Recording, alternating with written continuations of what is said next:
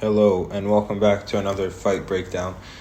I just remembered this great fight today, so we are going to be dissecting this. This is Max Schmeling versus Joe Louis, number one.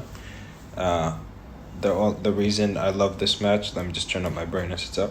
The reason I love this match is not because of just the first match, but I feel like the second match of this is the greatest adjustment in boxing history from Joe Louis.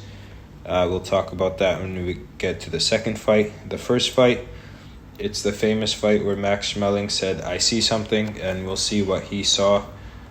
And we'll dive into that story a little bit later on. So, Joe Louis, Max Schmeling. Max Schmeling was German, Joe Louis from America. Joe Louis, known for his jab, and Max Schmeling, we'll see what he's known for. Now, like I said, Max Schmeling said that I see something before going into the fight with Joe Louis. I want you to focus on Joe Louis's jab. Most importantly, what he does after his jab, where his hand positioning is. Nice jab hook from Joe Louis.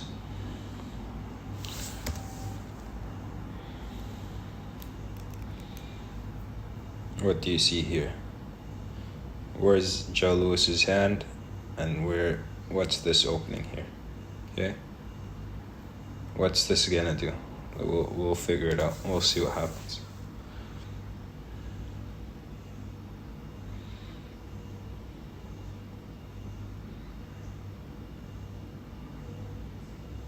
Now, this fight, or the second fight, I believe, was during World War II. So the pressure that was on both fighters is unbelievable. It's not like pressure of today where it's just about money and fame. These guys really had nations on their backs during the biggest war in the world, in almost history, probably in history of the world, and all that pressure was on two men, Joe Louis and Max Schmeling. I think it was more specifically the second fight.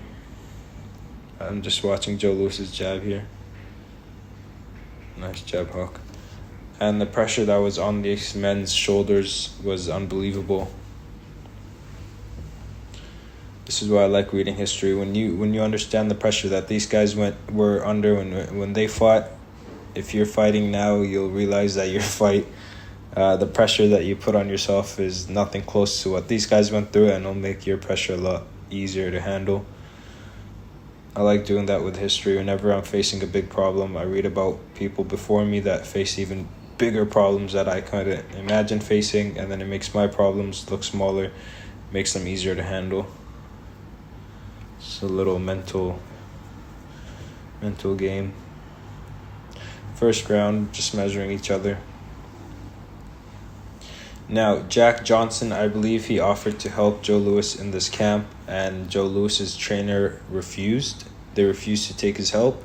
So Jack Johnson went to Max Schmeling, and he told him what to do, and that's what Max Schmeling did, which is countering Joe Louis's jab with his right hand. Joe Louis had a habit of dropping his left hand, after jabbing or before jabbing, and Joe Louis would exploit this. I believe it was Jack Johnson that offered to help Joe Louis. Watch his left hand position very low. This right hand is going to do a lot of damage pretty soon.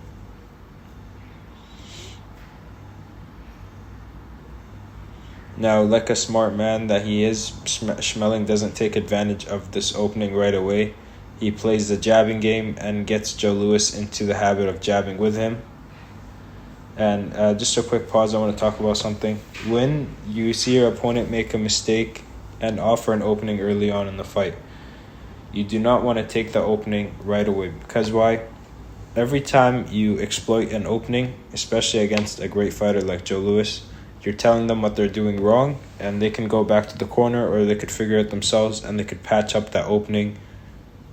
And if Max Schmeling threw a right hand right now, he might have missed it or not connected well. Joe Louis might have put his hand up, and then Max Schmeling wouldn't have an opening anymore. What Max Schmeling is doing now is he's playing the jabbing game. He's playing the game that Joe Louis wants to play, which is jab back and forth. And that's why he's busy with his left hand just as Joe Louis is. You want to, if you see your opponent making a mistake, make them make the mistake more and more and more and more, and then take advantage of it. Don't capitalize on it right away, because they might patch it up. Let's see here. I just said all of that, and then Max Schmeling throws a right hand. Did it land?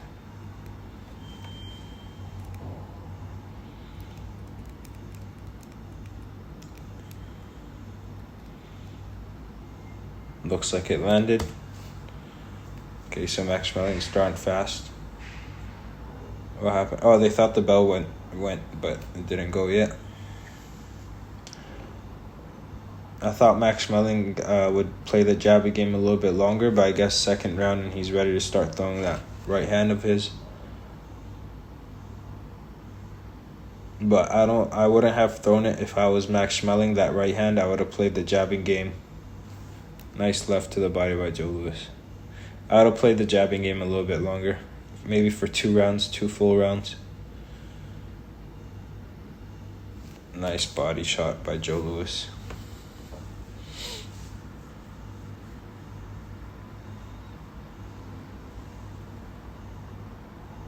You could see where Max Schmeling is putting his weight, though. It's on the right leg. And that's round 2. So he threw that one right hand. I don't think it was worth it. Maybe he was just trying to measure. So I guess it would be worth it from that standpoint. He didn't throw it too many times, so that's good. He threw it once, which doesn't really tell you anything. Just looks like he's trying to land a shot. We'll see if he throws it more and more and more often.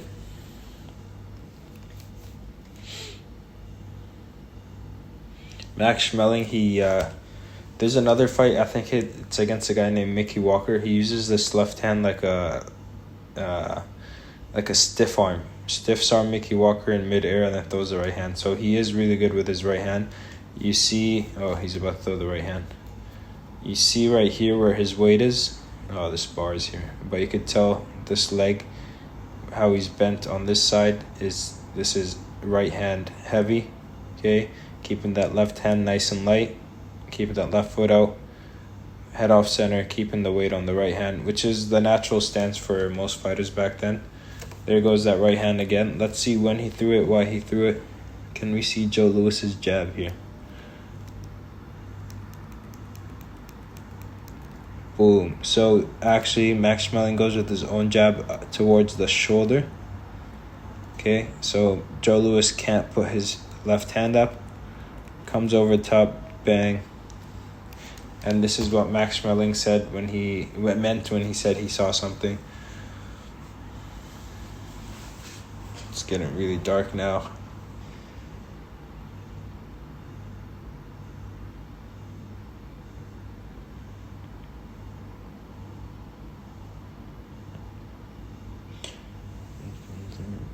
Sorry, I can't hum any songs or else I get copyrighted like before, so I gotta stay quiet in between.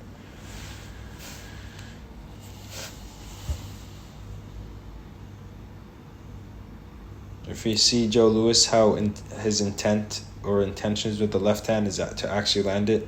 Max Schmeling's intentions is not to actually land the left hand. He's just playing the game with Joe Louis. And I want you to focus on these 3 jabs that Joe Louis threw. So he threw the jab shoulder level, tips it down. See how he's circling it down. See how it drops again. It starts low, comes out straight. We're focusing on Joe Louis right now. His left hand drops it back low. Bang, right hand open. Open for the right hand. You see Max Schmeling just touching Joe Louis with his jab. He just wants to get his distance. He doesn't really care about landing his jab. And now the lighting's a little bit better. I think Max Schmeling was older than Joe Louis. They actually became really good friends after their fights. Max Schmeling moved to New York, I believe. People say that he was, I don't want to say the word, but he was part of but he wasn't.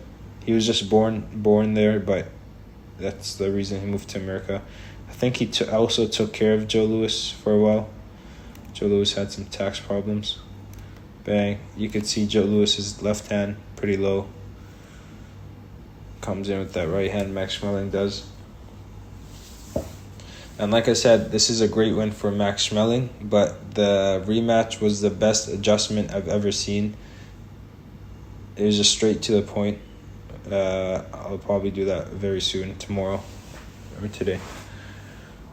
The whole fight was around 3 or 4 rounds, I think, if I remember correctly.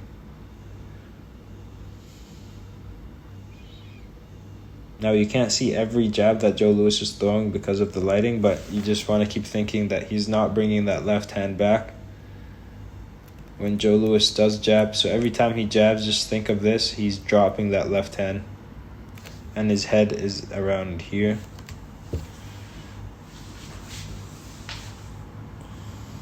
Oh, you really can't see his face now. Or Max Schmeling. Okay, there you go. See something. Now, Joe Louis had a big head too, so he had a big target. A lot of good boxers like Castillo, Duran, Chavez. A lot of fighters had big heads, which I think Jersey Joe Walcott, I think it contributes to being able to take a punch. They got big, thick bones in their head. And you see Max Schmeling, he threw maybe 2 or 3 right hands up till now. He's not telling Joe Louis his game plan. He's just trying to play that jabbing game. Like I said, don't exploit openings too soon. Let your opponent keep making the opening till it's too late for them to fix it, and then take advantage of it. If you take advantage of the opening too early, you're just helping them close off that opening. Round number 4.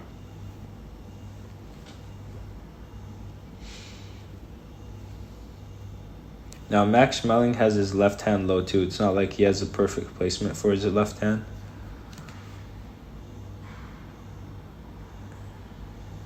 Oh, nice. That's a clear picture. This is what I like about old school fighters. New school fighters are kind of like this, not all the way through. You see how there's this line opening right here? So in the beginning of the fight, or most of the fight, both people have their heads off the center line. They're only looking with their lead eye. Joe Louis is looking with that lead eye.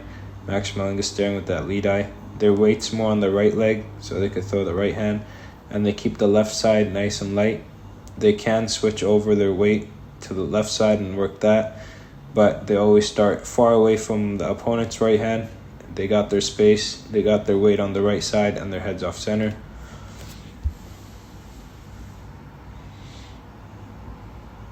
And they mostly slip towards their right, dip and slip to on the right side, because that's where their weight is already is, and they counter a lot with the right hand, especially later in the fight.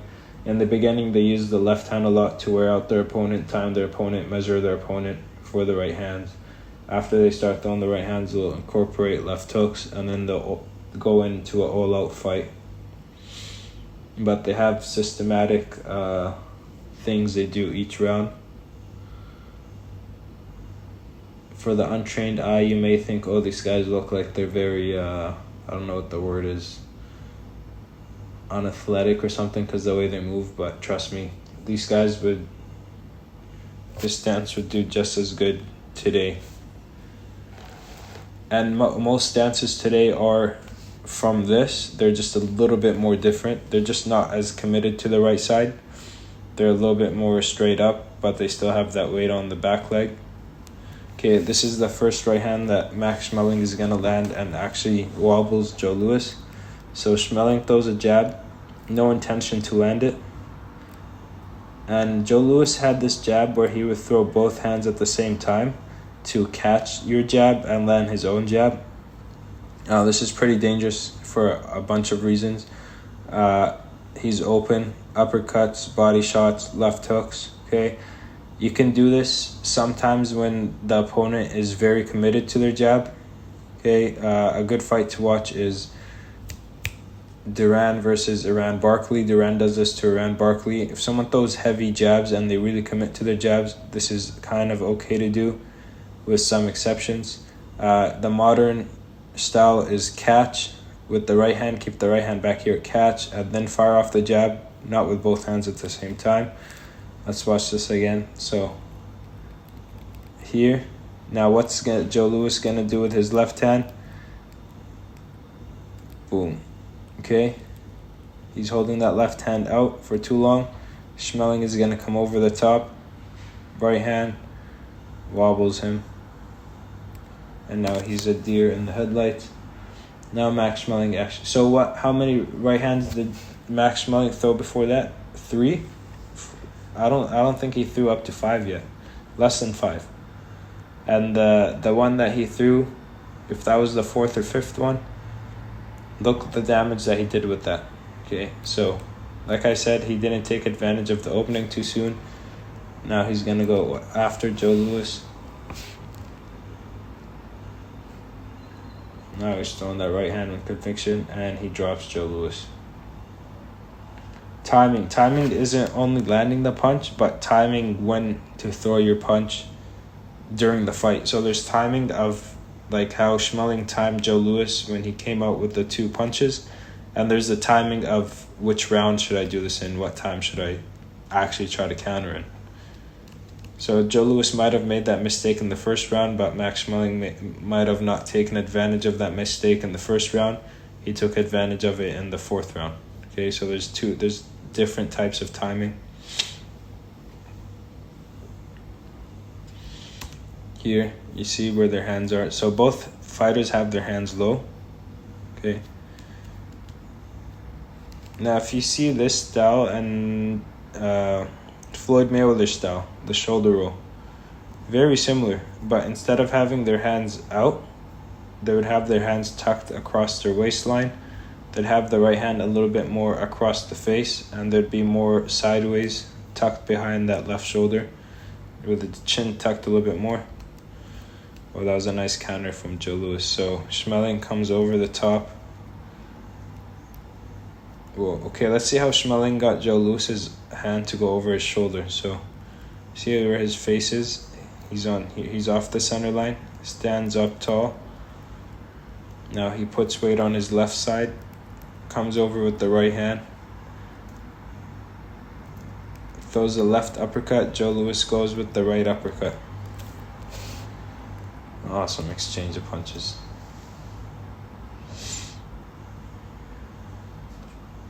Someone could let me know, please, if that was Joe Louis's first time being dropped in a fight or in his career.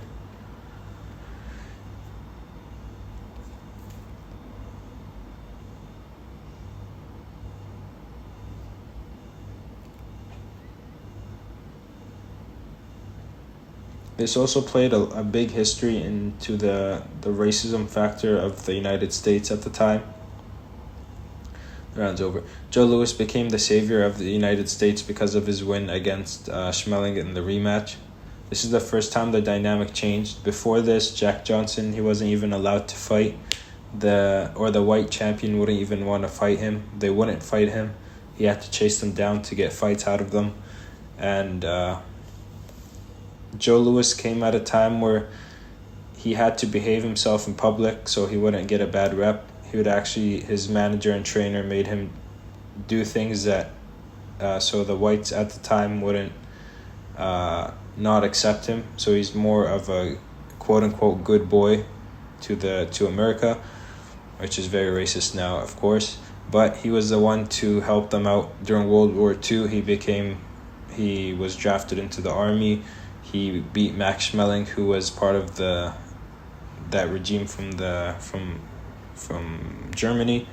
So he became an icon to America for not just black people, for white people also, and that kind of changed the dynamic, right? Still, racism was very prevalent, but he was one of the first ones to be accepted into the public eye. Very different than Jack Johnson and Sam Langford and those guys. So even though he still took a lot of criticism, a lot of problems later in his life, he was one of the first ones to change the public perception. That's another right hand. Another right hand.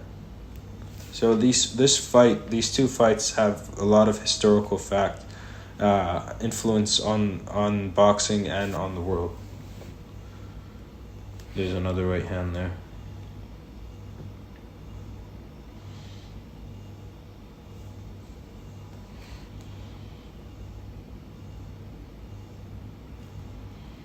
can't really see. I think Joe Louis threw a hook. Let's see, he threw a hook. And he's off balance when he throws the hook. Watch his feet. See that? See how where his left foot is? His legs are crossed. Look at the feet of Max Schmeling. Now this is another part of timing. Is not just timing the opening of the fighter, but timing their position. Joe Louis is not ready to take a right hand here. Watch this. He has one foot in the air. Okay, that's another type of timing.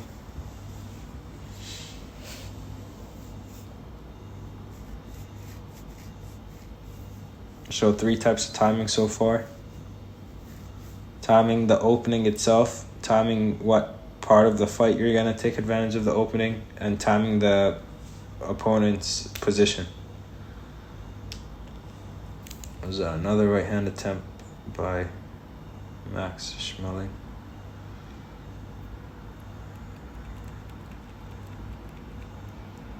Not sure if that landed, but it was another attempt. Now you can see that after Max Schmeling caught Joe Louis a couple times, he's more and more okay with throwing the right hand.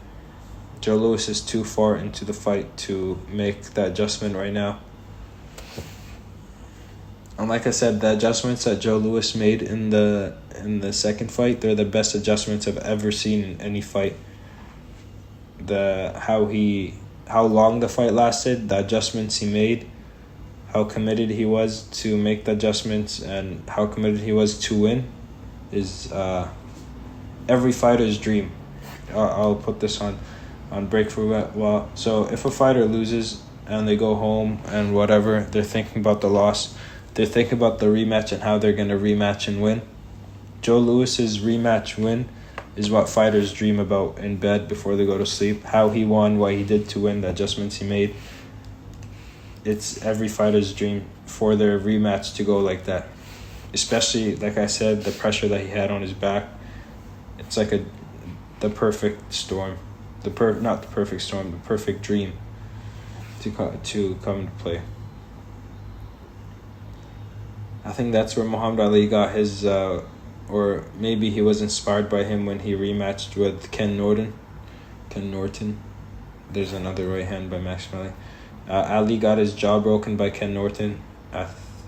He got beaten to the punch a lot by the left hand Norton. 6 months later, he comes back looking like he did when he was like in his 20s, beats him. Ali beats Norton after 6 months and after he got his jaw broken. I think he might have pulled inspiration from this fight. Nice, there's another right hand by Max Schmeling.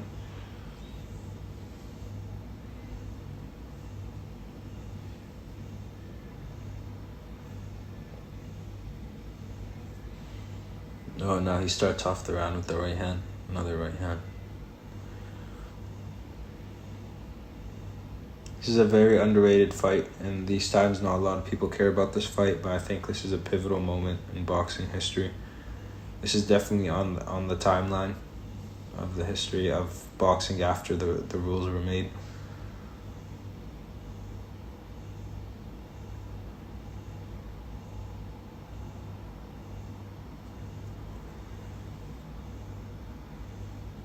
There's another right hand. But yeah, I think every fighter should watch these 2 fights. Because every fighter from beginner to pro, dropping the left hand is one of the biggest mistakes that happens. And this is what I said that Max Schmeling does against Mickey Walker, I think his name was. He sticks his left hand into the chin or into the neck area. It's not a jab, it's a stiff arm. See how that? 1, 2, 3. He held that there for 3 seconds. Now here he doesn't throw the right hand, but against Mickey Walker, who was a lot more aggressive than Joe Louis, he opened up. Max Schmeling would put his hand right in his neck, hold him there for a sec, and then pop him the right hand. I'll do a video study on that just so you can know what I mean. There he throws the right hand. But he has a really good stiff arm that he aims it towards the neck. A very underrated move. See, he does that there. He also pivots off that move. And I think that moves like that, like how Max Schmeling came up with it, if he wasn't taught that, he might have made it up from fighting short, aggressive fighters, or aggressive fighters in general, how to keep them away and land the right hand. Instead of popping a jab, you hold them out and then you hit them. Let's see here, he catches him. Classic counter, catch the body shot with the elbow. Come back with the right hand. I think Joe Louis landed that body shot though. Oh, there you go.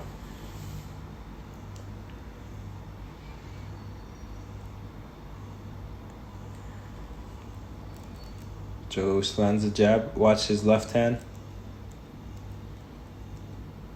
Okay. Now what should have Joe Louis did? Let's see again. What should have Joe Louis did after he landed that jab? A, brought back that left hand. B, took a step back. C, dipped down right after jab, dip down. If you watch Winky Wright, he was a southpaw, but he would do the same thing. He would jab and then drop his hand, but he would actually, when he would drop his hand, he would lean back, he would dip down, he would step out so that this counter wouldn't land. But here Joe Louis gets countered clean with that right hand, double right hand. I wonder why he couldn't make the adjustment in this fight. I mean, he was pretty young, I think. I think Schmeling was older than him in this fight. Joe Louis was still young. There goes that another right hand over the jab.